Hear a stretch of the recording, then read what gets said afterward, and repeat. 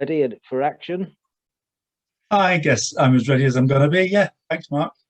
Well, I'll hand over to you then, and you can ready to go. Yeah, thanks, and thanks for having me. Hopefully, it's going to be interesting. See if the technology works. Let me just press that.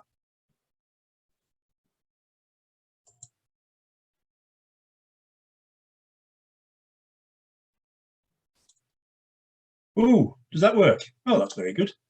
Yeah, it's coming up saying it's about to share. There we go. Lovely slide with yeah, I thought that might look pretty.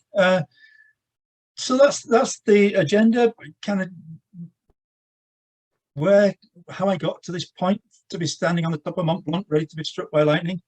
What actually happened, and I'll give you warning in advance that I don't have a great description as to what happened, because it was all over in a flash. Just happened, bang. Short-term effects, and then the kind of long-term impact, which surprised me. I mean, it really did take me by surprise, exactly how 15 years after the event I could still be suffering. But anyway, yeah, let's go through it. Richard, before you get going, could you just turn your video off? You're just kind of cutting in and out a little bit, but I think it'll go away if you turn your video off. That's great. Cheers. How's that? Yep.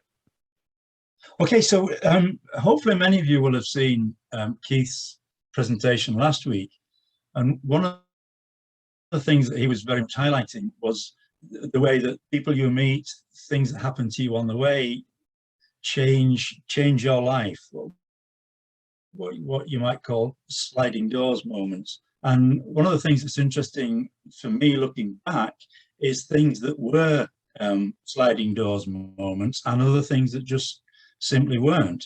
So looking back, it did feel to me to be just a fairly straightforward transition from being going hill walking with school as a youngster, to being a caver, to being a rock climber, and then moving from being a rock climber on Gritstone around Yorkshire and Derbyshire to perhaps going to North Wales for some of the bigger hills. And then when I moved to Birmingham to go to university,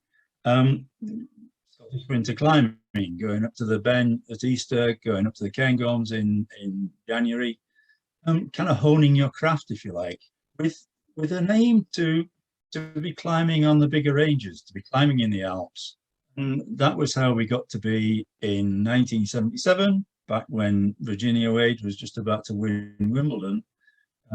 My pal Rick and I agreed to go to the Alps, go to Chamonix. He had 2 weeks off his job in Glasgow. I wasn't due to take up a teaching post till September time, so we went early July, and the plan was that I was gonna, when he went back, I would hang about and find other people to climb with. So there we were, set off.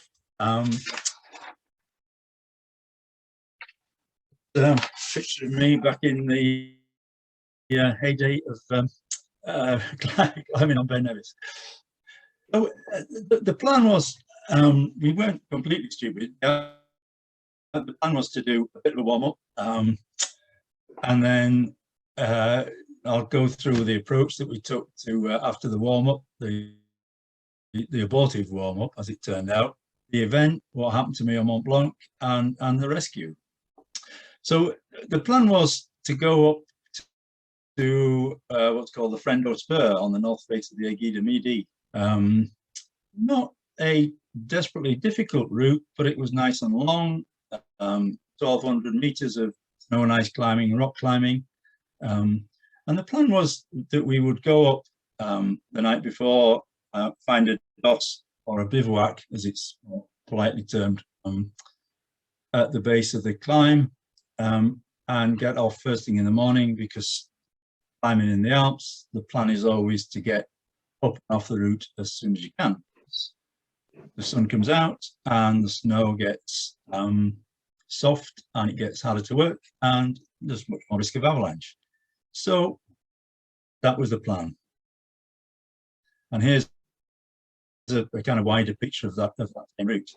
Now, the problem was that, and this is crackers in at the time, but we couldn't find a start. So having driven out to Chamonix, not a lot of sleep on the way, pretty much dumped the tent and gone straight up the hill, we probably weren't in the best shape to be tackling a 1,200-meter route. And frankly, we spent hours faffing about at the bottom of this route trying to find the start. Couldn't make it work, so we headed on back down. And what's the phrase that the Monty Python folks use? Adopt, adapt, and improve. So we took the view that what we needed to do was acclimatize. And the best way to acclimatize in the Mont Blanc range is to actually walk up the hill.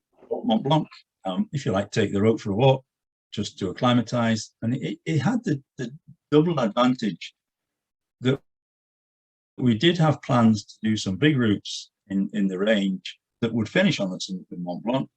So being up there and checking out the descent route was a good idea. So that was what we did. And this apparently is what the summit of Mont Blanc looks like. We never saw it in that state. Similarly to the route up to the Friendo, we walked up the night before, stayed in the hut, and walked up to the woke up in the morning to actually quite bad weather. It was cloudy. Oddly enough, no sense of electrical activity. There wasn't. Didn't feel there was any kind of impending storm, anything of that nature. But it was a bit drizzly. So walk up to there's an emergency refuge part of the way up. We walk up there, and the place was full of guides with their clients, persuading their clients that actually going to the top of Mont Blanc was a bit of a waste of time today. So why don't we just all go back down to the valley and have a nice cup of coffee, and of course for the same amount of money, but you know, all a bit of a waste of time. We didn't feel that. We thought, yep, good idea. Let's push on up. Let's go with our plan A. Just we follow the path. Take our route up, which we did. We were not actually the first on the summit. There was a guy in front of us who was there before us. He passed us on the way down. We got to the top, and apologies to anybody of a sensitive disposition, but the last thing I remember before keeling over was admiring the snot stalactites that Rick had managed to grow on the way up. It must have been a good 2 inches long. So it gives you an idea of that it wasn't actually all that warm up there. So as I say, bang, I'm out. Rick described it as being like having a bungee cord attached to the back of his neck. He was simply thrown flat on his back just with the force of this bang explosion. I keeled over, went blue, stopped breathing, and woke up, if you like, to Rick shouting at me and banging away on my chest. And you know, no word of a lie, he saved my life without any doubt at all. He was in there praying to his God and hammering away. And fortunately for me, I woke up and immediately start thinking about, well, what are we going to do now? How are we going to get down? Now, in my kind of heroic mode, I think that I crawled all the way down this ridge. Now, the truth is, I wasn't in any shape to do anything. Rick, half carried, half pushed, half dragged me down this ridge, probably pretty much to a point that you can see there. Well, we fortunately met a guide who on off-duty day, he kind of wandered up with I think his sister and brother-in-law to take them up to Mont Blanc, and they were just about to turn back, believing that actually the weather wasn't going to turn, it was going to stay. So fortunately, we were now in the hands of the professionals. He sized up the situation, decided that actually carrying me was going to be a bit of a faff, so why don't we put on my overtrousers, and I already had a cargo on, and they would drag me back down to the emergency refuge. On the steep bits, they kind of lowered me gently. Well, maybe not all that gently, but they lowered me anyway. And on the flatter bits, they hauled me along.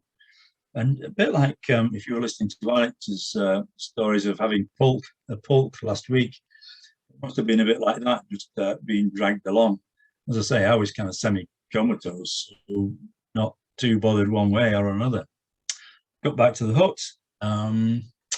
There's an emergency telephone there, so they ring up and say, "Excuse me, please, can we have a casualty evacuation? We've got somebody here who's not in any fit state."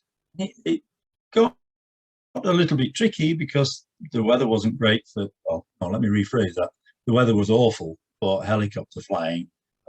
So periodically, every half an hour, somebody would pop outside and have a look at the weather, see if it was going to open up at all.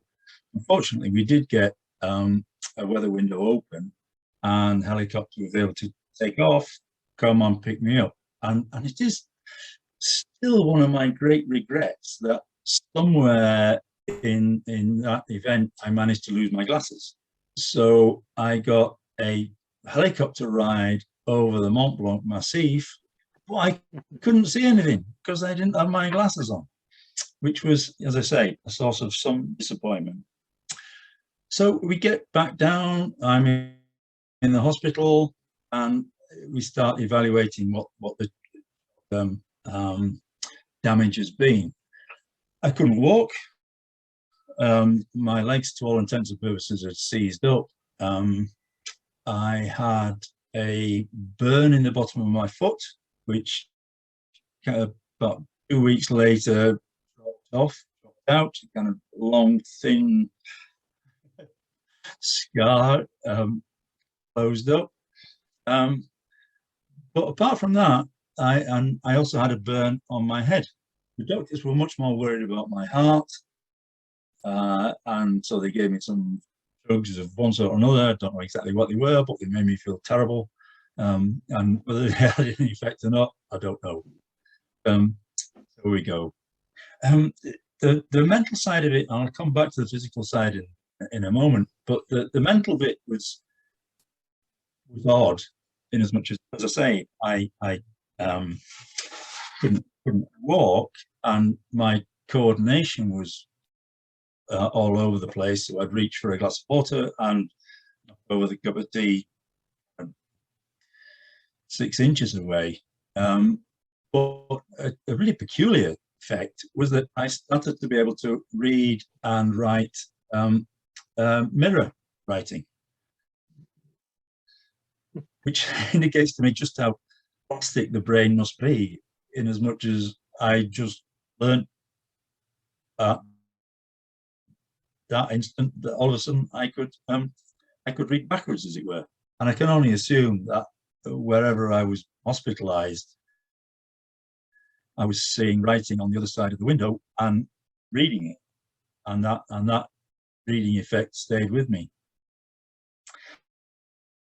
So going back to the physical side, as I say, walking was impossible when I started, and being in a ward in the hospital, I was able to just kind of practice. And what I was doing was effectively willing one foot forward and falling forward and trying to catch myself with a foot. Didn't work all the time, so I did try and make sure that I had a soft landing onto the bed. But 3 or 4 days after we arrived, the hospital deemed that I advanced enough for them to be confident letting me out and letting me stagger up the road. Now hold that thought, because that will be back to haunt me later.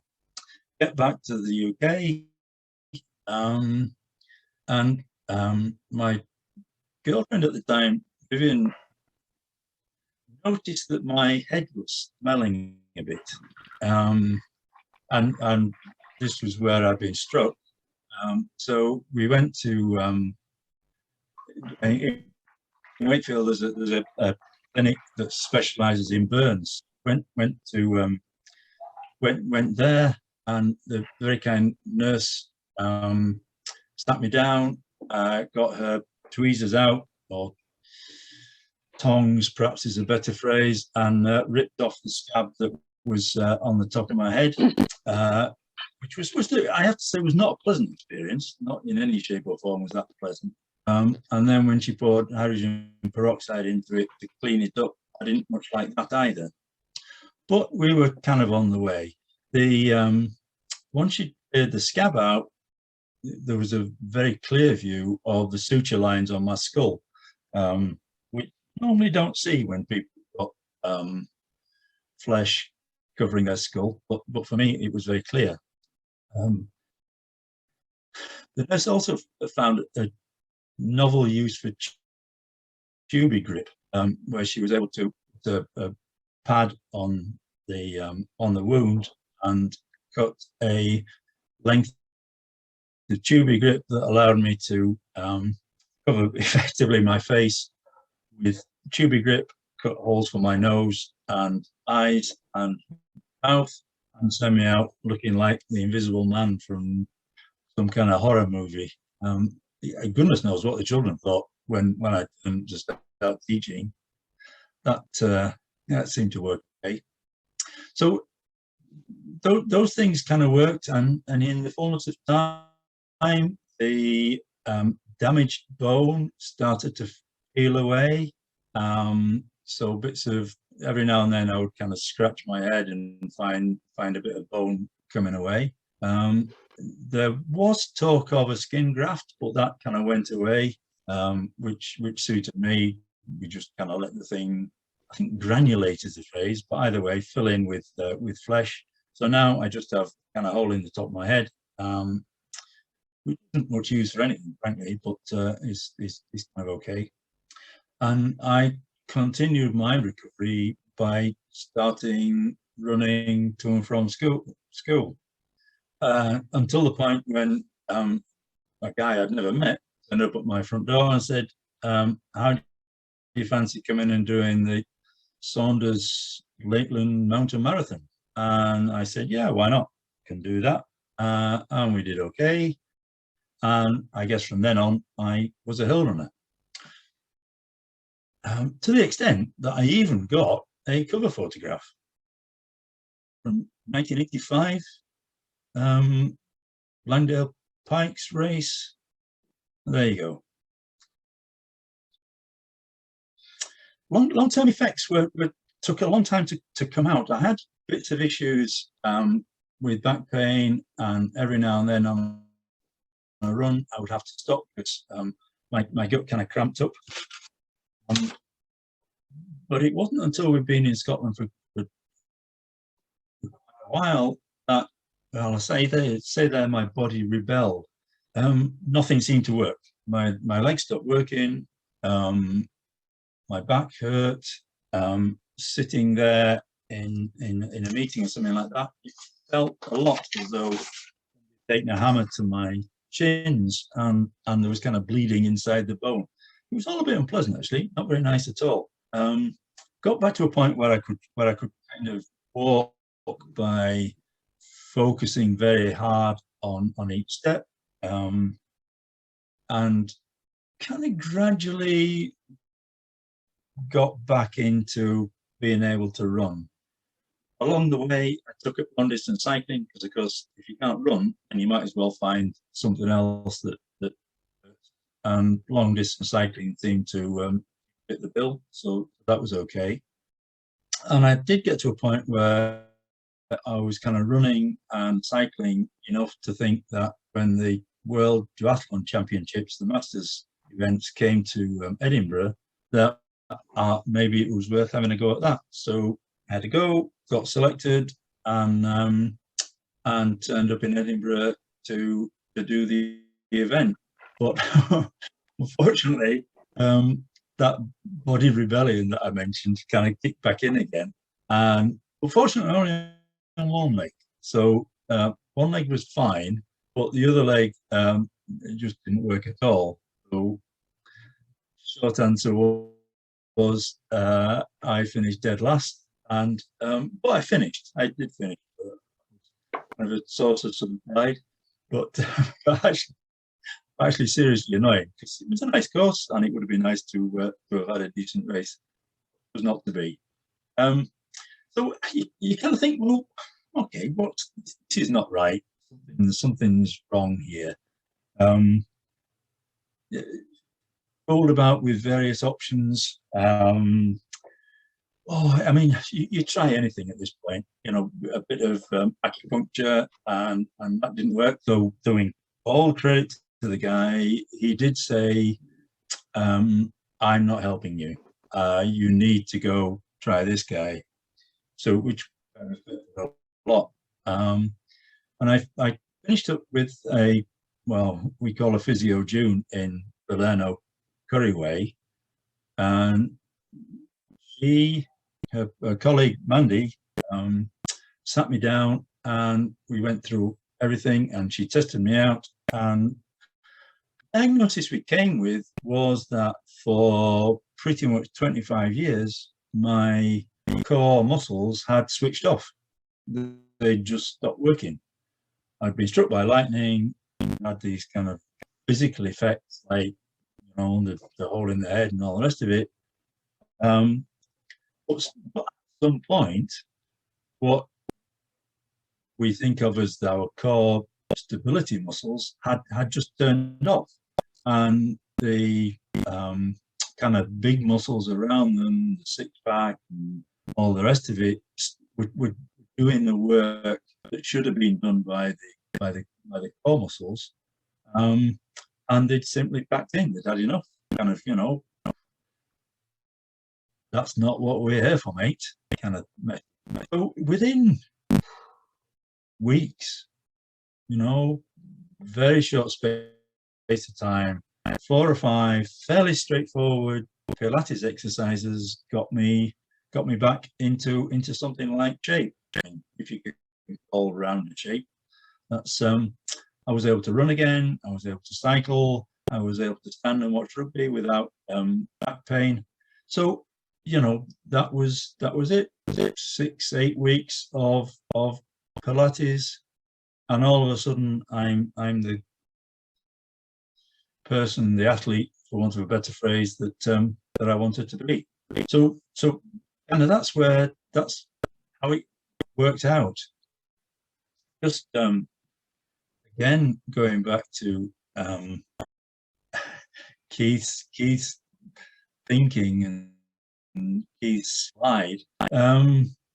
As I say, the path from hill walker to climber to alpinist was relatively straightforward. There wasn't any particular points at which decisions had to be made. We just flowed along it. But where it starts to be interesting is when you look at the decisions that we made that led me to being on the top of Mont Blanc at that particular time and in that particular moment. If we hadn't faffed about at the bottom of the friend or spur, things would have been different.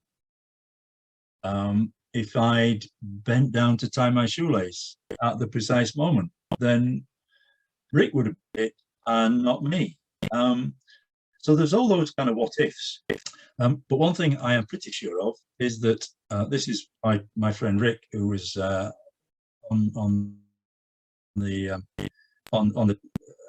ascent with me. He went on to be what the Scottish Mountaineering Club obituary described as probably the best Himalayan mountaineer you've never heard of, before he was unfortunately killed on K2 in an avalanche last year. He had a remarkable career as an athlete, as a Himalayan climber, and I'm pretty sure that I would not have been that man. So probably done a bit of climbing otherwise, but that's not the way it works. So just one last thought. Again, one of Keith's slides last week, which I found particularly striking, was this notion that challenge against skill level and that kind of balancing path takes you up there. And it did strike me that actually for guys like Rick and even alpine climbers, probably Al when he comes on next, these guys are only really happy when they're working in a space kind of 2 slides above this flow line, when the challenge level is stupidly high, and it's stupidly high partly because there's a whole bunch of stuff you can't control, like lightning strike, like avalanches, like all the stuff that hit you in the Himalayas or the Alps. So yeah, so just one or 2 last thoughts, I guess. One, keep up with your Pilates, and secondly, if you do have plans to go to the high mountains, please make sure you go with someone who's taller than you. So what I'd like to do, Sean, if that's okay, is switch my video back on, because I'll show you how do I do that? I'll show you the caggle that we've got, that I've kept all this time, and I'll show you the hole that was made in the kag. If I can close this bit down.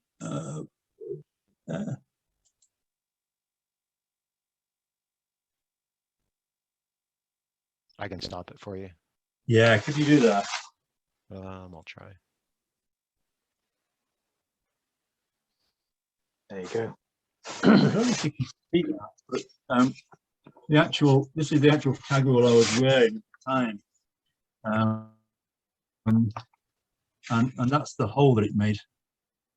Just a tiny wee hole there. God. Pencil through it.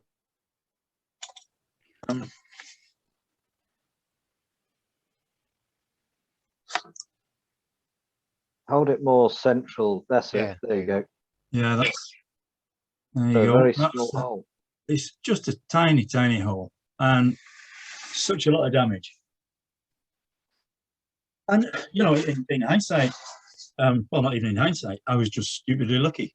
I mean, periodically I check out, you know, stories of people being hit by lightning, and most of the time, people are standing next to something that get hit by lightning, or they get hit and they get burnt down their shoulders or whatever.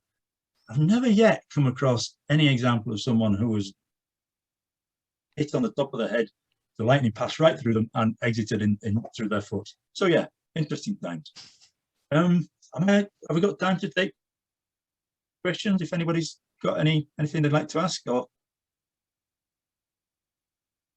Well, first of all, thank you very much. That's amazing. But yeah, if people have got any questions, did you have any other? My question would be, a friend of mine got struck by lightning at the top of Tremaddock in North Wales. He had like a fern shape on his back. Did you have any other sort of visible signs other than the entry and exit point? No, I really didn't. It was most peculiar. Because I think that description you just gave is fairly common from looking at the literature. You do seem to get that kind of pattern around. I didn't have any of that.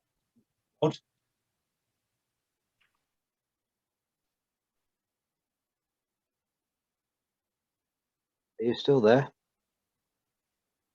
I'm still here. Is anybody else Yeah. questions, or can we hand on to Al? Richard, hello. Just one from me. Can you hear me okay? Hi. Hey, Richard. Yeah, it's Matt yeah. here.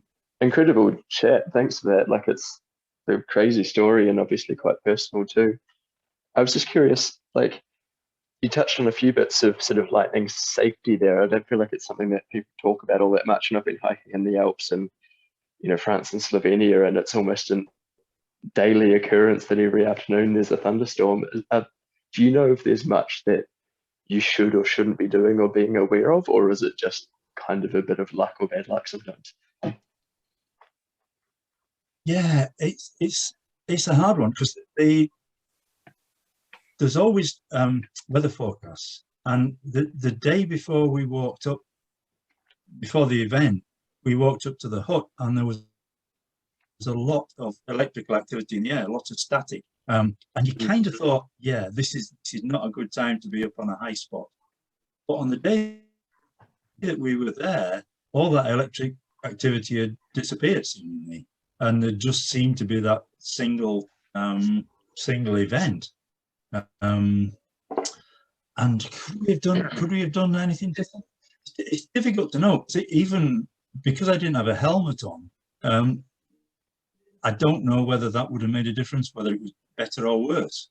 You know, so it's all a bit potluck. And then coming back, I joined Home Firth Harriers, and turned out that one of the top fell runners in the club had been killed the year before in the Alps, having been struck by lightning and fallen to his death.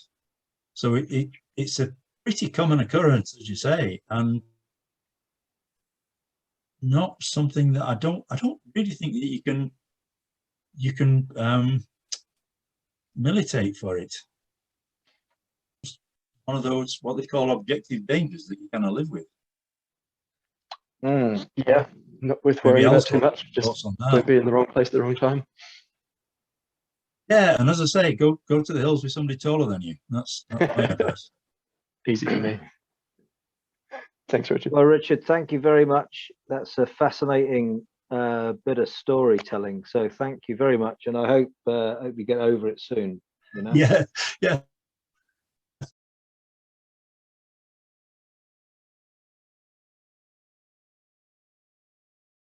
Talk of going to the Prospect Hospice. Where did you say it was? I can't remember. It's just south of Swindon. It was one of our old colleagues, Mark Dean Singleton. Big buddies with him. Yeah, and when he retired from the RAF, he joined the local Wiltshire Police Force. And we spent the last 8-9 years together before cancer took him at the age of 43. So the Prospect Hospice looked after Dean with his palliative care for the last 6 weeks of his life. I'd never experienced a hospice before. They were outstanding. So everything I do charity wise now is for the Prospect, and it's a wonderful organisation. So, but I'll.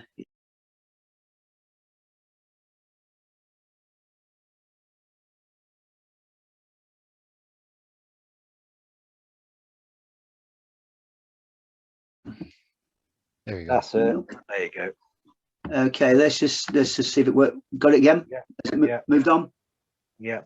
Moved on. Okay, cool. Okay, I'll just move that out of the way and start. Sorry about that, ladies and gentlemen. It's modern technology and not. So thank you, Mark, for inviting us this evening. I'm going to share a story about leading the first RAF team to the Geographic South Pole back in 2006. Little introduction on myself here. We grew up in Grimsby, that notorious mountainous region of England, and joined the RAF in 1983 as a communicator, and I went on to spend 21 years with the RAF Mountain Rescue Service, and that's where I met Mark. Mark being working at Lucas and myself at Kinloss. Over the 21 years, I was the team leader at Leeming, covering the lakes and the Yorkshire Dales, and then I moved up to the Highlands of Scotland again to run the Kinloss team. Covered over 400 rescues and a lot of aircraft crashes, which is the RAF's mountain rescue primary duty there. On promotion, they moved me down to London, that other notorious mountainous area. And it was here at High Wycombe where I realized that some of the big leaders of the RAF were stationed there. And I persuaded them to support me to lead this team from the RAF to the South Pole. And it took 3 years. When I came back, I did several management posts before I retired after serving for 31 years. And then I moved into an infant school. It seemed the right thing to do, having just worked with one group of children and then moved to another. 2018 came along and someone suggested that I basically went on the road and shared my stories with schools, with businesses, and people like yourselves this evening. So that's what I do today as a motivational speaker.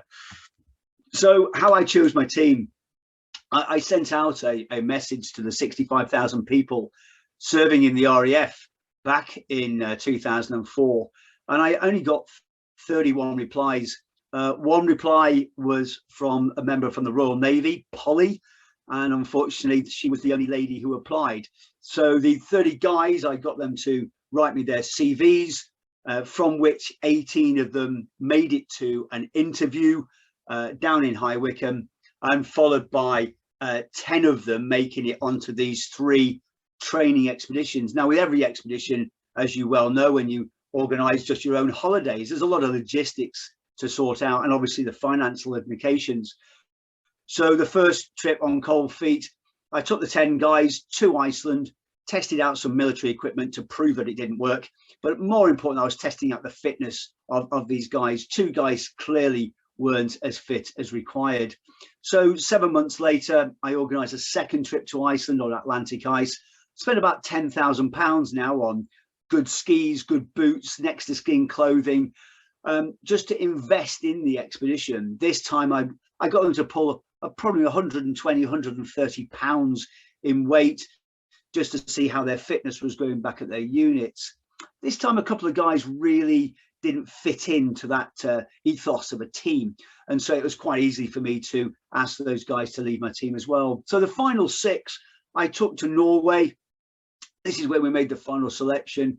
And with the ice conditions being so appalling, I took them on a 100-mile walk over 3 days, just basically to see if I could break them. And happily I did. And thankfully, I broke only 2 of them. So it left me with my team of guys. And this now had been over a period of just under 3 years. They've done the training on the ice, but it's the training back at the camps that was going to be the key to this. And you've got to imagine how I simulated pulling a heavy sledge of this, which is now up to about 115 kilos in weight with all my food and fuel. And so what I did for 3 years of my life was to tow tires. It was a Land Rover tire, a trailer tire, and a huge slab of concrete on the top. But that built the muscles within my back and within my hamstrings and calf muscles to allow me to make sure I didn't get any injuries when I got on the ice. So the 4 guys, I'll immediately explain now. I've blacked out Peter's face. I'm not going to give you his name. I'm not going to give you any details. Peter, before the expedition, was an outstanding member of my team. However, he makes some quite serious mistakes while we're on the ice, and it's unfair for me to share his details this evening. So I'm just going to use the synonym of Peter, and we'll work it from there. Ian Kirk, he's a member of the RAF Mountain Rescue Service. He is a warm, loving, charactered person, but has also got an amazingly great ethos on teamwork and a very good leader. His position within the RAF is a police officer, so he's a very good all-round leader as well. Phil Mainprice, the 3rd member of the team, he was a Royal Air Force Regiment troop, so his real job was to teach us how to fire weapons and to be able to prepare ourselves should we go to a hostile environment into another country. And so all diverse different jobs, and there's myself there as a communicator, but also having spent over 20 years with the Mountain Rescue Service. This is where we're going, Antarctica. I mean, the RAF had summited Everest in 2001, and in 2002, Matt Stowers had successfully got to the North Pole, which left the South still unconquered from the Royal Air Force's perspective. Now, a wee bit about Antarctica. She's the 5th largest continent in the world. She actually builds up of 5.5 million square miles of frozen ice, frozen water. And at some points you can see there, the thickest part of the ice there is over 4,500 meters deep. It's incredible. She's incredibly hostile, but also beautiful as well. Our intentions is to fly into the Patriot Hills here, and from the Patriots we're going to ski the 600 nautical miles to the pole, totally unsupported, meaning that we're going to have to pull our own food for 55 days, fuel to supplement the cookers, with our own tents, sleeping bags, roll mats, first aid kits, etc. The whole weight is going to be 115 kilos, in the region of 18.5, 19 stone, and that was the plan. This is how we got on there. We took 3 flights to get down to Punta Arenas in the southern tip of Chile, and this Ilyushin 76, it's a Russian aircraft, cargo plane, flew us the 5.5 hours onto the ice. Now, I've got to say that landing on the ice, bearing in mind there's no runways in Antarctica at all, was quite scary. In actual fact, just to let you in a little secret, if anyone's thinking of going to Antarctica, he uses the engines to slow the aircraft down rather than the brakes. It takes about 3.5 miles and about 4 minutes of life, which I'll never get back because I don't remember much about it apart from panicking, thinking we're going to crash. However, we didn't, and here we are, Armistice Day on 2006. And I've got to say, of all the different things I did within the Royal Air Force, this has got to be the proudest moment, because so many people said it will never come off. We will never get the money. We won't get the time off. We won't get the equipment. Well, we had.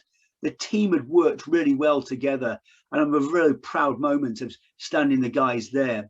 At the moment, we're protected from the wind, which is by the Patriots there. And the temperature now is a steady minus 22 degrees. So we're pretty much dressed, we're ready to go. And what's happening behind us is the Ilyushin is dropping off a Peasty Basher. Basically, this is coming along to groom a runway so the aircraft can fly into Antarctica twice a week with some very rich tourists who either want to go and see penguins or take another separate flight in a twin otter to the South Pole itself. Dare I say, it's £150,000 today if you wish to be flown to the South Pole. I wasn't overly keen about the tourist side of things. All I wanted to do was get skiing. And this is day one. You know, it has taken 3 years to this point. It's taken an immense amount of administration, working through the Royal Air Force, the Foreign and Commonwealth Office, and all of the other agencies that require their ticking the box to say that a military team from Britain can actually go on the ice. Raised £185,000 for not just this trip, but also the 2 training trips to Iceland, the trip to Norway, and now be to stand on the Antarctic itself. The plan is to ski the 600 miles, then get picked up by a twin otter and be brought back to the Patriot Hills. Planned 47 to 48 days. However, we had up to 55 days worth of food. Here we are, day one. We've been skiing for around 3 hours, and I noticed that Peter was just starting to ease off the pace a little, which was quite surprising as he was one of the stronger guys in our team. And so we eased off our pace to let him catch us up. And the only way I can describe this is when I started talking to him, he was chattering his teeth and he was showing all the signs of hypothermia. And so, as you would, having spent over 2 decades in mountain rescue, I just undid his jacket to see what he was wearing underneath. And to my astonishment, he was wearing 1 thermal layer of clothing. Ladies and gentlemen, now we've got no protection from the Patriot Hills. The wind's picked up and we're now in minus 35 degrees. And I'm in disbelief. Anyway, as the team, we sat him down and we made sure he got enough clothing on, gave him a quick slurp of tea, and within 5 minutes, we had to get moving because you just cannot remain stationary too long. The day planned, we were to do the 8 miles. We did the 8 miles, all went well, and we put the 2 tents up, and it's my turn on the very first night to start melting the ice, create the water, and then boil it up and distribute it to the team for their evening meal and juice. While I'm doing this, Peter is removing his black waterproof salopettes, and what was underneath them I will never ever forget. There was a lot of crying, a lot of screaming, a lot of pain, and I'm looking behind me like, what the hell's going on? What he's got, ladies and gentlemen, is nothing, no undergarments whatsoever under his salopettes, and what he has is 2 huge blisters about the size of my head on both of the front of his thighs. He's got frostbite, and I am in disbelief. So, keeping my head calmly on my shoulders, I invite the other 2 guys into our tent to work out a plan forward, to go back to the Patriot. There was going to be a 10-day waiting because there's nobody there to actually look after him. But to go forward, that was the only realistic plan. And we knew that we all had 10 days worth of first aid kit with us. So with 40 days worth of first aid kit, could be at the pole 45, 47 days. We could do it with enough bandages, gauze, antibiotics, and the painkillers. So that was our team decision. We made it. We strapped him up. We cleaned him up. Not the best of starts, as you can imagine, but we've got to work together. We also took 20 kilos of weight from Peter out of his pulk, so it would lighten his weight, so we could maintain the pace that we're going to keep over the next 7 weeks. So day 1, not so good. Daily routine, just like you, ladies and gentlemen, you'll have a daily routine with certainly Monday to Friday if you're working a day shift, etc. Our day would always start around 5:30 in the morning. One of us get up every 4 days to melt the ice. Now we know if you boil a kettle, it's going to take about 2-3 minutes, depending on how much water's in it.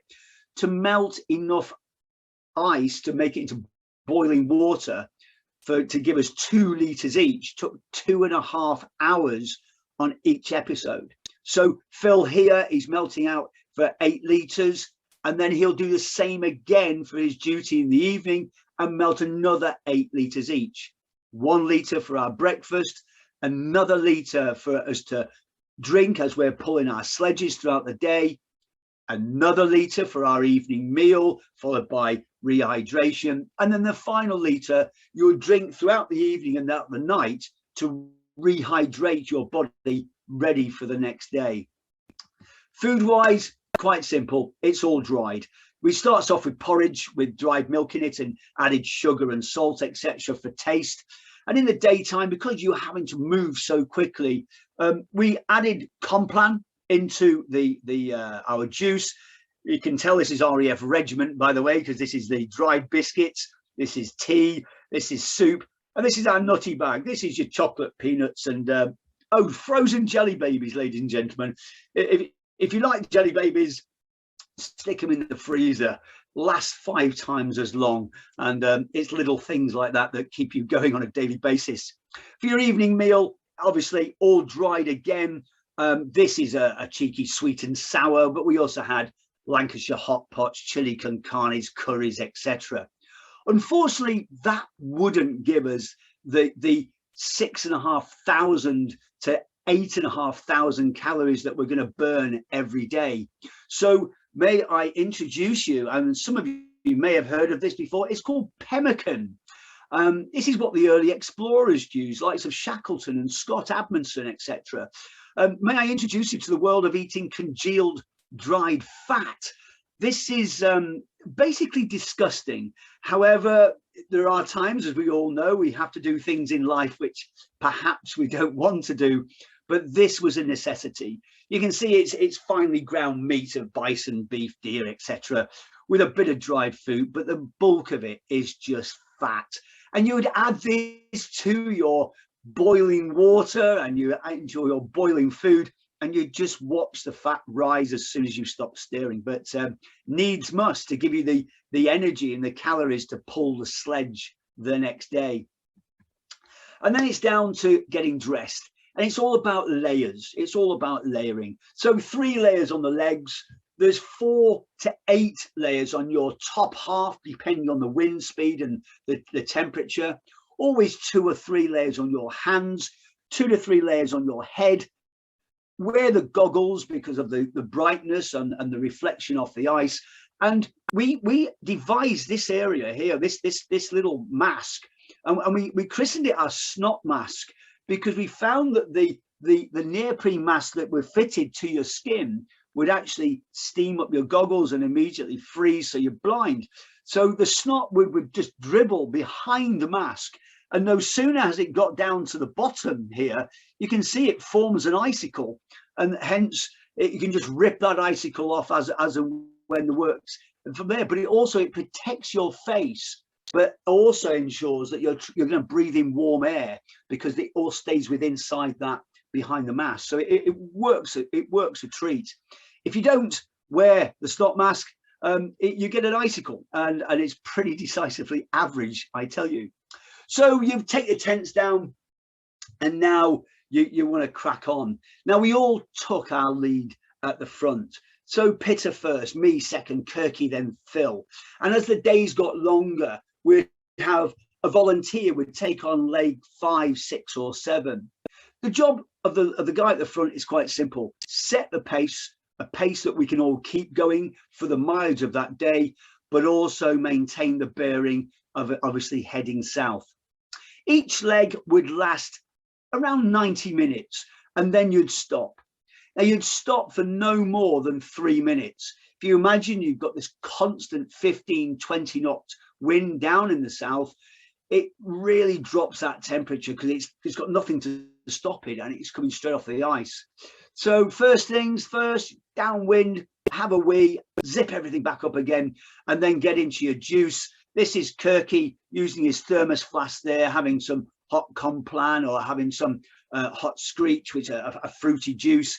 This is me at the back there. I'm quickly taking my glove off, stuck my hand into my nutty bag, trying to find some chocolate or peanuts, or even better still, some frozen jelly babies. A couple of things here I want to also share with you is we did take a solar panel. We've got 3 items of equipment that we need to power for. We have a satellite phone. We have the camcorder, because I made a film while we were down there, and also the batteries for our cameras, so I can share the pictures with you this evening. Other thing to note is we've got a compass on our arm. We haven't got time to be taking the compass out, and it's actually a pretty good thing. I do a bit of fellring now, and I put my compass on my arm now just naturally, because it just saves an immense amount of time and frees your hands up. So just a top tip. So for 3 minutes, you stop, and then you crack on, because we've got the 600 miles to break down. What we chose to do, and this was the plan, even though we were taking Pitter's extra 20 kilos each now, was we achieved 8 miles per day for the first 10 days. Then from day 11 to day 20, we'd get to 12 miles a day.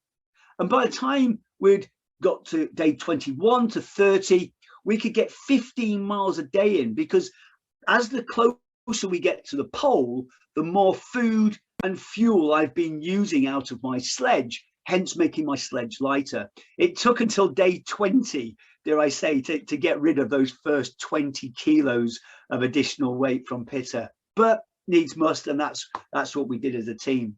So each day would only conclude when we'd completed the right amount of mileage for that day. And then we'd stick the tents up, and these tents are made by Hillberg. It's a Swedish company, outstanding. And I'd ask you to look, they're shaped like a tunnel, which is really key for a little tale I'm going to share with you in a couple of slides time. We did at first start to build these little windbreaks, which are just crust of ice off the top of the surface, but we didn't need them. All we needed to do was basically build the ice around the edge of the tent and just hold it down to prevent the wind from getting underneath the tent itself. It's all held down with both the pulks and the skis, and that would suffice. What we always had to do, though, if you can just see here, furthest basically downwind and a couple of meters away from the front of the tent, we also always built this cheeky little shelter there, because may I introduce you to a Antarctic toilet. Yes, it's not that extravagant really. There's no seat, no running water, and that is Phil's hat. We haven't actually used it yet, and I thought I would share with you, because hopefully you've now had your meal for this evening, what the procedures are for going to the toilet. So Judy Guy gets up at 5:30, 6 o'clock in the morning. He would wake the first person up and get them to get out their sleeping bag. Now the tent is keeping us clear from the, oh sorry, someone's got their microphone on. Could I ask you to turn your microphones off, please? Okay, thanks. So yeah, you were inside your tent. Your normal average temperature is about -5. So you're sleeping in your birthday tent, in your birthday suit, and you quickly put your clothes on. You step outside the tent and you remember the rules. It's not just of Antarctica, but it's of the hills in general around the world. You can only leave 3 things behind, and those are pee, poo, and footprints.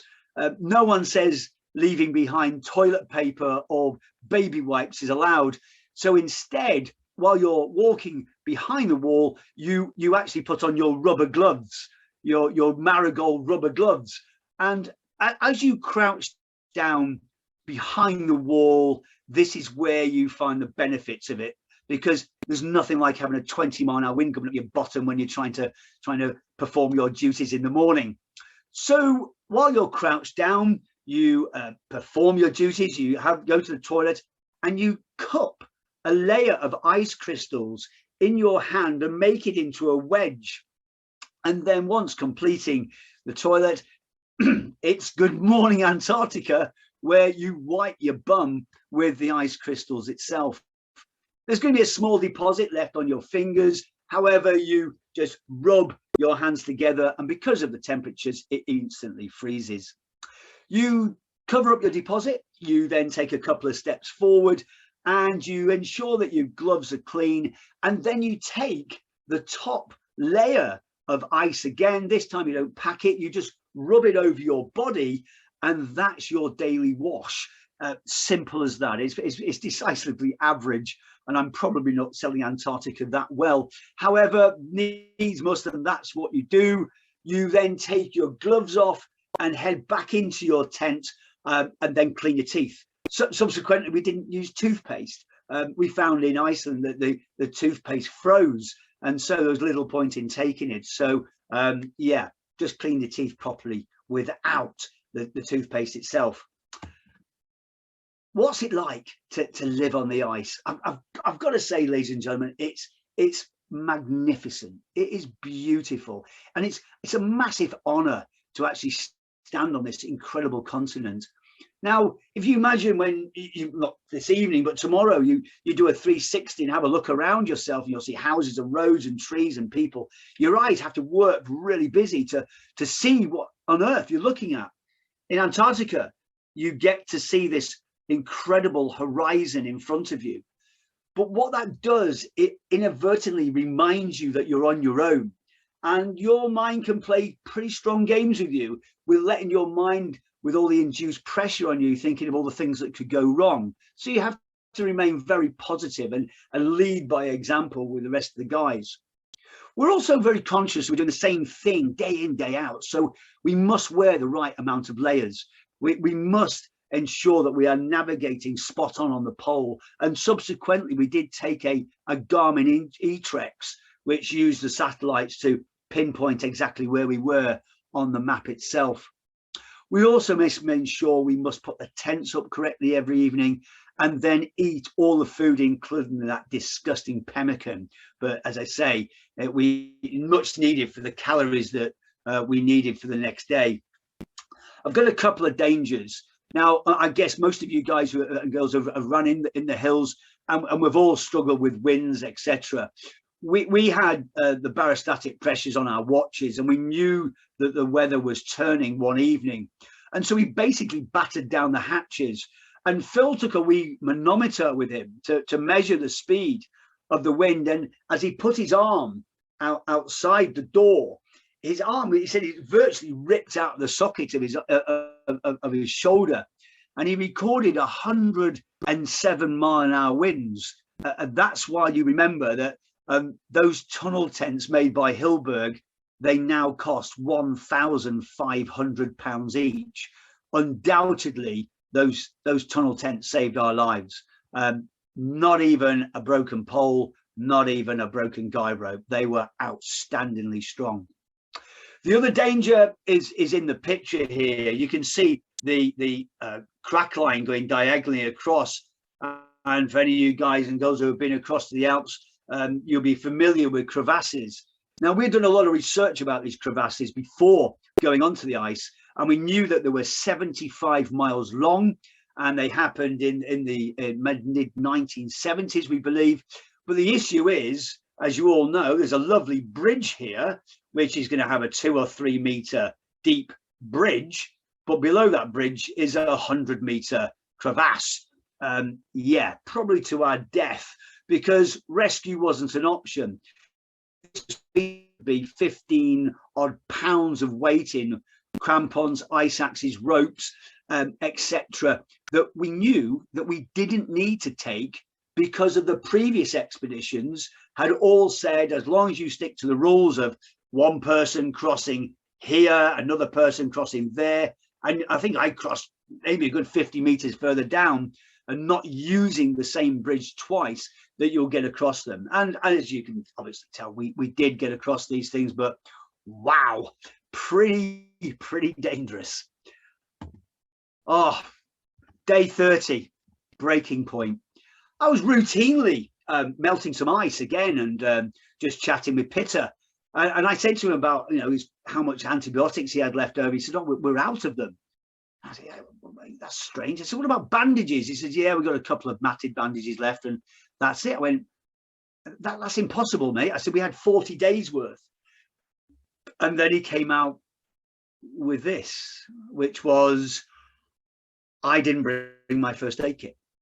And I am now in disbelief. I'm speechless. And I went, "Why?" He went, "Al, we were packing the kit up in Chile.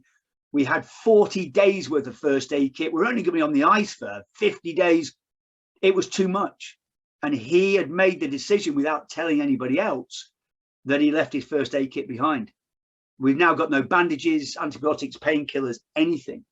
So there's nothing I can do. There's no way we can bring anybody in, because we've made this pact that we are going to remain unsupported. And it's one off the ice, all off the ice, end of story. So by day 37, we're now improvising with wrappers off the gauze, and we're using bits of plastic from bags, etc., to try and protect his wounds from his inner garments. They slipped down 2 or 3 times on day 37. And eventually, I said, "Right, I'm just going to give you a hand. We'll get them up there. We need to crack on." I took both my gloves off for no more than 2.5 minutes to untie a bandage and slide it back up again. And over the next 5-6 hours, it materialized that I actually got frostbite into my right thumb. It just formed a blister. And if anyone's seen frostbite before, it forms a blister, and then the complication starts to happen once the blood doesn't get to those areas anymore. By day 40, he is now really going slowly, and we're having to be very, very cautious and ensuring that he stays with us, because I'm watching his blood pressure, his pulse, and his temperature, just for any signs of infection. He had slowed down that much on day 40, even though we'd done 21 miles. Kirky and Phil went ahead with the tent, and I waited around too long, really. It was just under 15 minutes, but I felt my left hand get cold.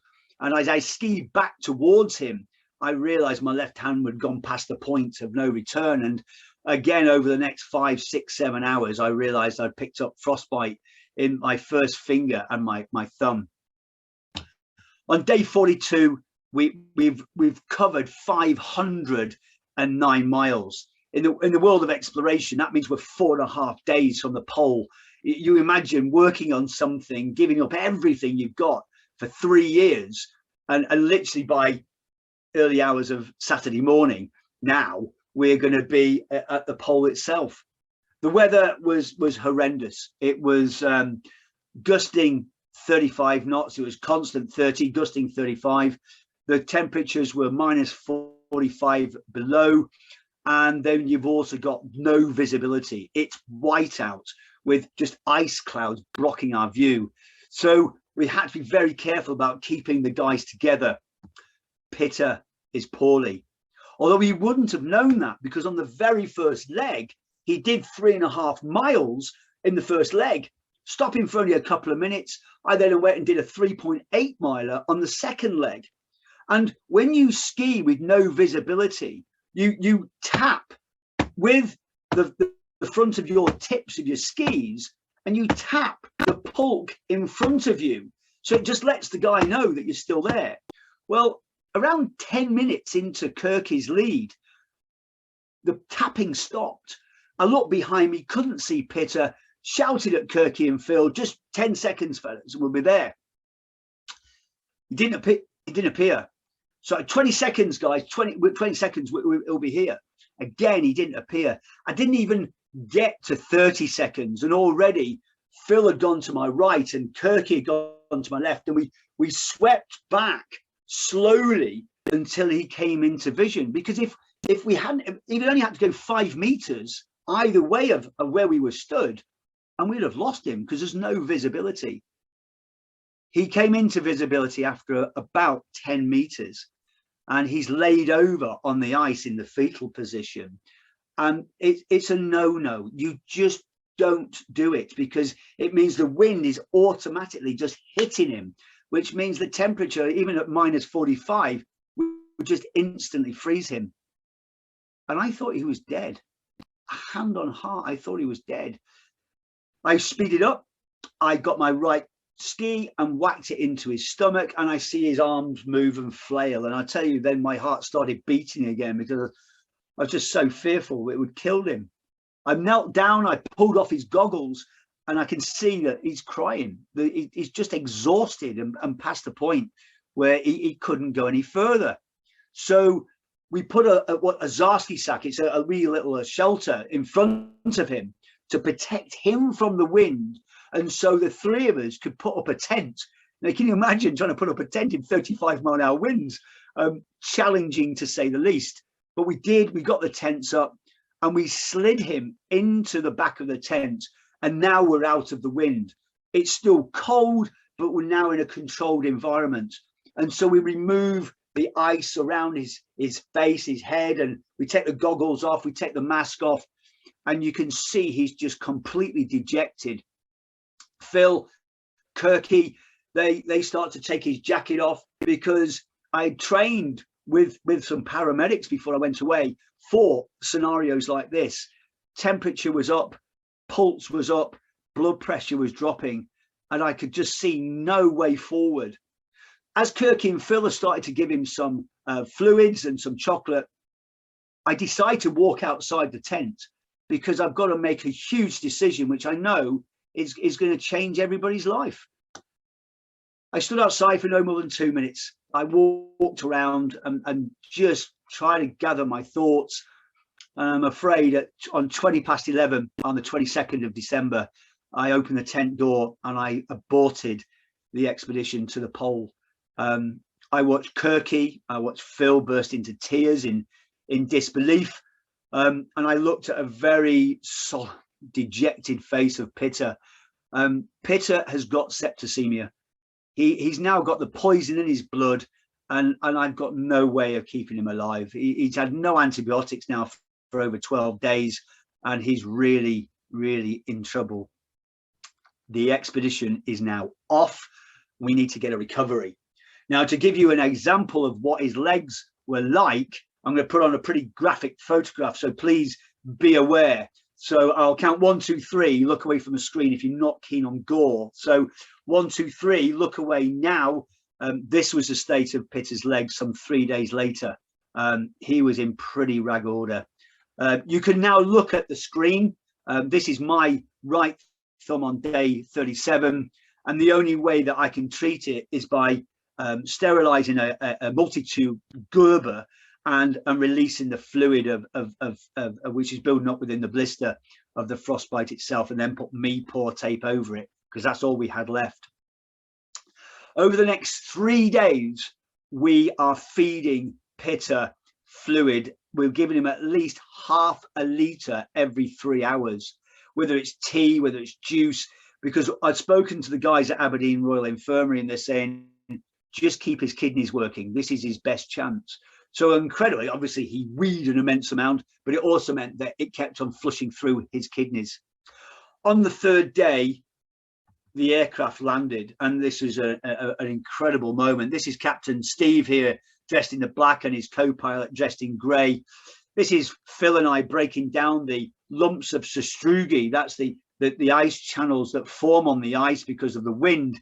And we're breaking it down so the aircraft, specially adapted to land on the ice here, can take off with the 6 of us and our 4 pulks.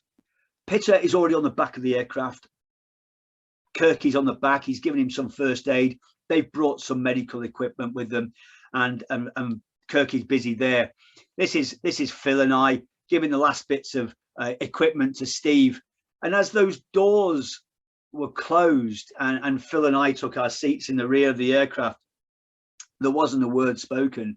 I think everybody just went into their own sort of like into their own mindset because of the disappointment and the reality that it was all over and there was nothing that we could have done.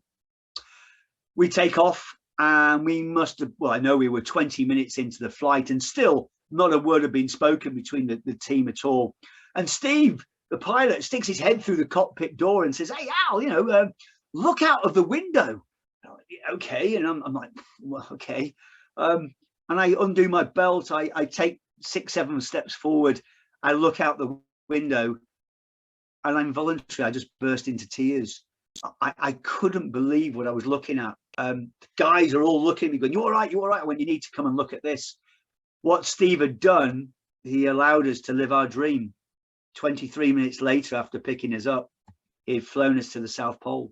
It was an incredible moment of bitter and sweet emotions. Bitter because I've had those last 91 miles taken away from my team, and the dream of the last 5-6 kilometers of approaching the aerials, of what I've dreamt of for many, many years, had gone. But sweet because Pitter's still alive.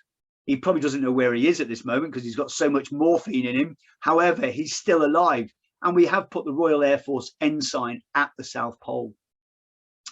So we are in the pole for 3 hours. Steve and Jace get a chance to relax and refuel the aircraft, etc. And then we take a 7-hour flight back to our starting point at the Patriot Hills. Because of the tourists that are now on the ice, there's a medical team there to support them should they have an accident. So Pitter immediately goes into the tent, and dare I say this, within even half an hour, Pitter's looking brand new when he comes out, because they've cleaned his legs, they've put fresh bandages on him, they've given him more injections of antibiotics and painkillers, and I've got to say he looked pretty good. I also see Simon, this is the nurse, and what he's doing is he's cutting away the ends of my thumbs to expose the damage underneath, because we need to see how badly they've been affected. We wait 2 days before the next flight comes in with the next group of tourists, and we jump on that aeroplane, and 5.5 hours later we're back in Punta Arenas. Phil and Kirky stay behind to sort out all our equipment, allowing Pitter and I to come back home, and we land at London Heathrow on the 29th. We say our farewells. Pitter eventually goes to hospital. I won't go into too much detail, but he eventually goes to hospital. They clean his blood through the antibiotics and through a week or so of that. And then he's given a small operation to clean the outside of his legs And 6 weeks later, Pitter goes back to work. Myself, I land at Heathrow and I meet Claire, my fiance, and my son. And I make a few phone calls to the Royal Air Force and said, hey, you know, what do we need to do? And they said, we need you to go to Selly Oak Hospital in Birmingham. That's where all the military guys are coming in back from Iraq and Afghanistan. I went, it's just frostbite. You just leave them alone and they'll naturally debride. They were very keen that I went to Birmingham. So Birmingham we went. Here's my second warning of looking at gory photographs. 1, 2, 3, look away from the screen now if you don't like gore. After Simon cut the skin away, he also removed my nail beds. And you can see here that the right thumb has actually got very poor circulation, but the left thumb is pretty good, actually. It's only the very tip. 3 days later, they've now started to dry up. And again, you can see here on the right thumb, it's actually starting to die, where the left thumb's looking pretty good. I've got a little bit of superficial frostbite here in my index finger, but that's cosmetic, really. And here's a close-up. It's just showing frostbite as you would normally recognize it. The good point for me here is there's actually a bit of blood here on my right thumb. So that means that it's alive up to that point. You can now look at the screen. A bit of a strange story coming up now. So I had to stay in hospital because the military are telling me to stay in hospital. And I've been in 5 days. And the 2nd of January, I meet a surgeon who goes on to have a conversation with me, but looking at my feet. And the conversation went round on something like over 65% of what you do with your hands is coordinated with your thumb. And I'm going, yeah. He said, well, try reading, try writing. My challenges to you, ladies and gentlemen, try and go to the toilet without using your thumb. Ladies, try and undo a bra. Not now, because I'm in the middle of a presentation, but just try doing routine day-to-day things without your thumb. Now, for me, I'm thinking, what about a climbing helmet, rescue harness, and tying knots and doing first aid? He went, without the dexterity, you won't be able to do this. And I'm like, okay, where's the conversation going? He says, well, I can amputate your great toes and I will transplant them on the end of your thumbs. And I'm like, okay, yeah. What about my missing toes? I will build you new toes out of your tummy. I'll take tissue from the stomach and I will take bone from your pelvis and I will build you toes. And I was, okay, how long are we looking at? He says, well, you know, give me 18 months, 2 years, and I'll have you climbing back in the cairngorms again. Sold to the man in the blue and white shirt. I'll have 2 of those, please, sir. So I'll share the story and then I'll show you some pictures. So 2 days later, I went down to theatre, and true to his word, he took off my great toes and transplanted them on the end of my thumbs, building new toes from my stomach. It lasted 3 days. And I was in intensive care for 3 days until I realized that the blood wasn't getting into my new digits. So we took another operation, taking veins and arteries out of my arm and my leg, and did a wee bit of plumbing. We had to do it again on day 10 because the blood was just not getting to my new stumps. Now, the reason we now know is that I'd been acclimatized to minus 35, and here I am in a hospital in plus 20 degrees, 55-degree difference. And on day 17, after looking at them and after the 3 operations, the decision was made that I would have both my new thumbs and toes amputated on the 18th day. And I've lost a lot. I'm gutted, but at least we tried. So if you do not like gore, 1, 2, 3, please look away from the screen now. That's my new toe. Pretty good, but it just wouldn't bend. That's my left toe on the end of my thumb. That's both my toes on the end of my thumb. Day 10, you can see it's actually starting to die now. And then on day 18, they removed the new toe itself. And now you can look at the screen. and this is the concluding sort of 5-6 minutes of my chat. This is where my life changed completely, because I'd been paralyzed for the last 18 days because I wasn't allowed to move my new digits. They gave me day 19 off as a rest day.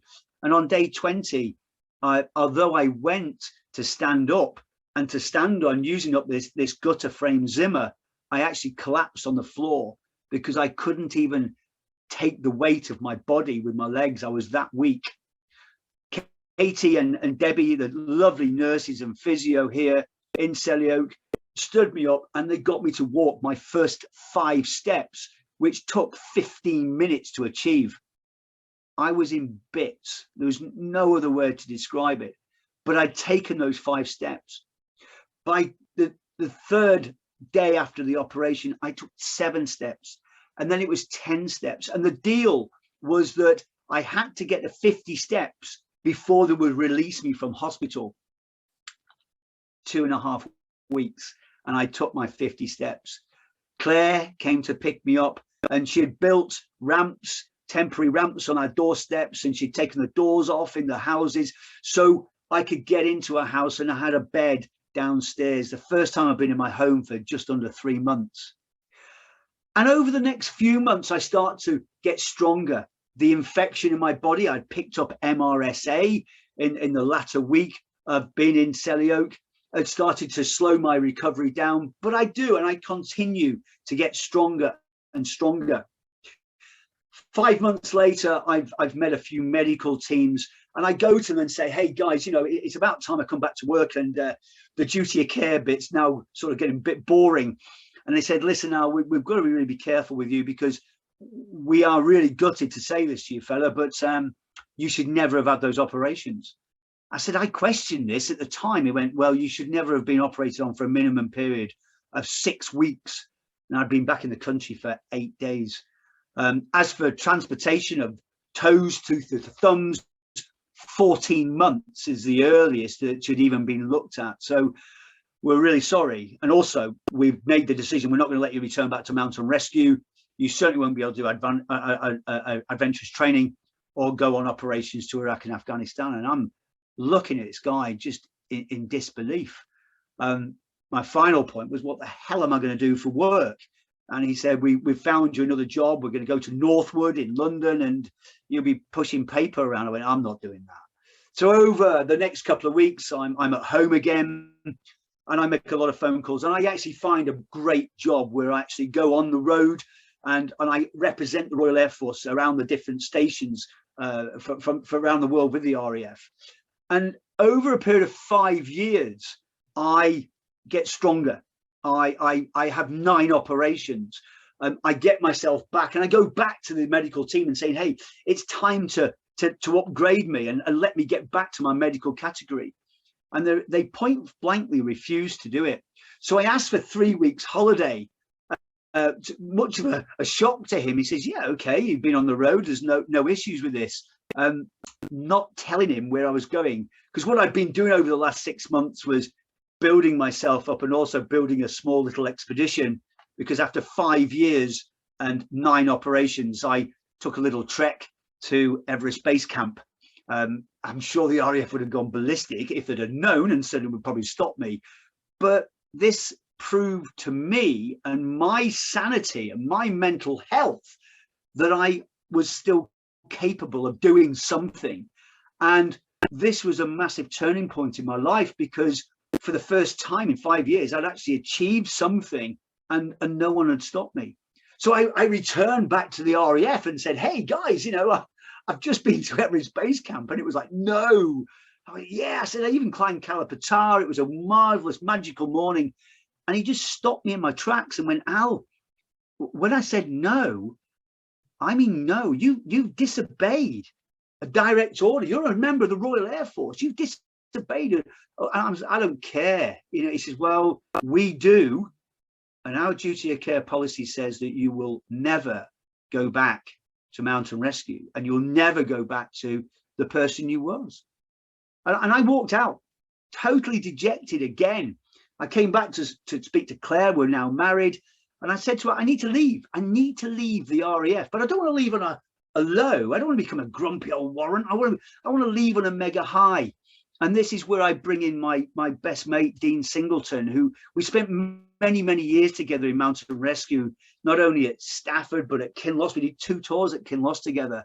I lost Dean in 2011 at the age of 43 to cancer. So I used the last 6 weeks of my RAF career to walk in memory of him. And I took a wee wander, which I called it a walk to freedom. And I walked from Land's End to John O'Groats, totally unsupported, 881 miles. And I raised nearly £27,000 for the Prospect Hospice, who you may consider to donate to this evening. The biggest point from this, ladies and gentlemen, was I'm back. I'm now out of the RAF and no one can stop me. And I joined the infant school, started working there. And in 2017, I set up a challenge that I'm sure some of you guys and girls will have done, where you run 2017 in the year itself. And although I've done a lot of marathons in the past, I got into ultra marathons. Now, I'm not running them fast, don't get me wrong. I'm sort of doing a 50 miler in sub 12. But when it gets to 62 miles, I seem to get really slow. However, I just under 15 hours, and I'm a happy chap. And I'm loving doing these ultra marathons. And the Steve Messenger, the chap I run with, in 2019, I sort of looked at him and said, Steve, we've got to go for the 100. And he's like, we've done 100K. I went, no, 100 miles. And over well, first of all, it took him a lot of persuasion, but over the COVID lockdown, we would go out on the Ridgeway, a small ridgeline away here in Oxfordshire. And we did a lot of training at night. And I'm so proud to share with you that September the 11th last year, we achieved the Wiltshire Whitehorse 100. I'll add, I didn't do it within the required 32 hours. There was 6,500 feet of ascent and descent in my defense, but 34 hours and 10 minutes later, non-stop, we had achieved the 100-mile marker. And that concludes my presentation, but I just want to wrap up with 2 points. I've genuinely got my hand on my heart to say I've got no regrets. It's been one hell of a journey to come back after all of the 11 operations that I had, and the negativity and all the rehabilitation that I had to go through to come back, but I never gave up. And my final point is to every one of you here this evening is we've all got a dream. It might be to run that half marathon, that full marathon, to run the 100 miles, or do something within your life that you think that is the key. Well, let me tell you, ladies and gentlemen, the only person who stops you from doing that dream looks you in the mirror every time that you clean your teeth, and it's you. And if I can do these crazy adventures that I've shared with you over this evening, I'm 100% certain that you can do it as well, as long as you never give up. I didn't give up, and I've had the privilege of sharing my adventure with you this evening, ladies and gentlemen. So I'm going to stop the share screen and wonder if I could maybe take some questions from you, ladies and gentlemen, and we can work it from there, please. Well, Al, thanks. Yeah, given that I know you, I didn't know half of the details of some of these stories, so thanks very much. And I mean, I guess the question, there may be others, but did you ever reconcile things with Peter? No. At first, Mark, when we came back, my priority really for the first 3.5 weeks was get out of hospital. And we met up, all of us met up mid-April, and the animosity that had built within the team in those 4 months was quite uncomfortable. While we were on the ice, there was not one cross word, even though he had made such a huge mistake and had lied to us. The meeting that we had in April was pretty terminal. I'm still in touch with Kirky and Phil. I mean, they're like my adopted brothers, and they will be for the rest of my days. But but the other side of it was, as would happen within the Royal Air Force, there was a unit inquiry. What happened? Why did it happen? What led to it happening? And Pitter's events, his tale of the events that happened was that the four of us got to day 42 and we were past the point of exhaustion and we had to abort the expedition. It was just lies, more lies, which was really uncomfortable. And obviously the person who had to take it on the chin was myself. So there we go. That's it. So I'll politely say that he's off my Christmas card list, and we probably will never meet again. Oh, well. Any other questions, or open your mics up, feel free. Yeah, also, I guess I in a past job worked up in the Arctic and in the high Arctic a few times during the summer. So I assume was it 24 hours daylight when you were down south? So how did you deal with that? Yeah, it's the Antarctic summer. So from September through to March, it's pretty much 24 hours a day daylight. Sleeping, you wear the little comfort goggles you wear when you go in on an aircraft, and I'd put yellow sponges in my ears because the wind's constantly 20 knots, and it's just rattling the side of your tent every night. So you get used to it. We also we talked about this subsequently, that to achieve your aim, you could perhaps, if you wanted to go quicker, you could create a 22-hour day, and that you would have less rest. And I believe that's what Polar Prete's just done. She's just done 677 miles to the pole unsupported, and she smashed it in 40 days because she got her body clock working in a different time zone, which is a really good way. But for us, there was no race, there was no records broken at all. It was purely working it, but it was just when we came back, and we've talked about it in the past, but it's quite a strange thing not having any darkness, but you get used to it. It is, and you're so tired at the end of each day, there's not a lot stops you from sleeping, so it's pretty good, Sean. Any more questions, ladies and gentlemen? Was there any wildlife? Was there anything to see? No, because where we landed, Mark, was about 20 nauticals in from the coastline, and all your wildlife, your penguins, seals, they've got fish to sustain them. Also, there's no water, so there's nothing lives in there at all. So if you imagine, as I said, there's just four of you on the ice, and you're looking at this 6.5 kilometer vision every single day of just a horizon of ice. It was magnetic. It was brilliant, Mark. I loved it. However, it's quite lonely. It's quite lonely. So for the lassie Preet, who's just soloed there in 40 days, I take my cap off to her, and well, she's going to go for Transglobal. She's going to do the whole thing next time in 3 years' time. She's going to do the whole 1175 across the whole continent. So yeah, no animals, but 3 smelly hairy blokes. Al, when you were dead reckoning by compass, what sort of course errors were you accumulating during a typical day? Yeah, 136. The bearing was 136. So you've got the magnetic variation. So to get to the global, the geographic, sorry, the geographic, you have to go 136, and you're on that for the whole period that you're down there. Only thing was, navigating on your compass is okay, but the person who was always behind the leader would also be doing a quick check nav every sort of 5-10 minutes, just to make sure they're not veering off to the left. In bad visibility, everybody was using their compass, because you've got nothing. You know, you probably yourselves have experienced whiteout yourselves. There's nothing to home in on, so you actually lose your balance. On one occasion, I actually threw up because I was at the front trying to focus on nothing, and you lose your balance. You actually become dizzy, and I threw up. So yeah, it's quite unnerving, really. And having spent many years in the Cairngorms and on the Ben and different islands, I've never had it that white. that it was that bad. But yeah, it's pretty good. Thank you.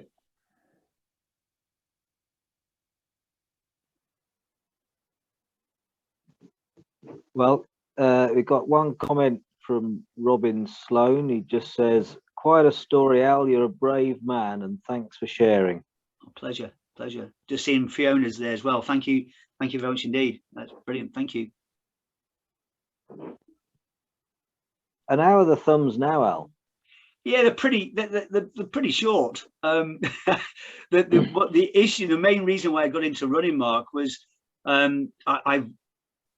one of the operations that I did receive is cut a tendon in my arm, in my forearm, and so I've got pretty reduced strength in my left hand.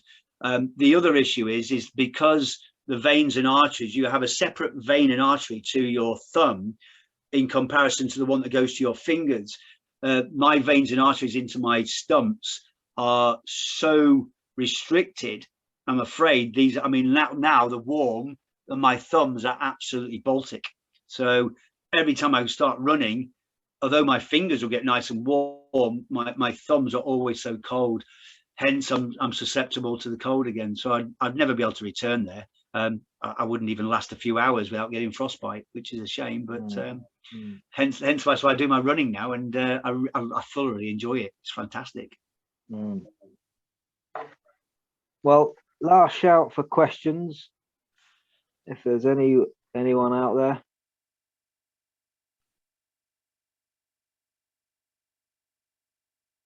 Okay, well, I think on behalf of everyone, Al, that's a tremendous story, and you know, close but no cigar. But you know, you don't have to get to the top to get to your summit. You know, but it was it sounds like you did it your best, and congratulations for that.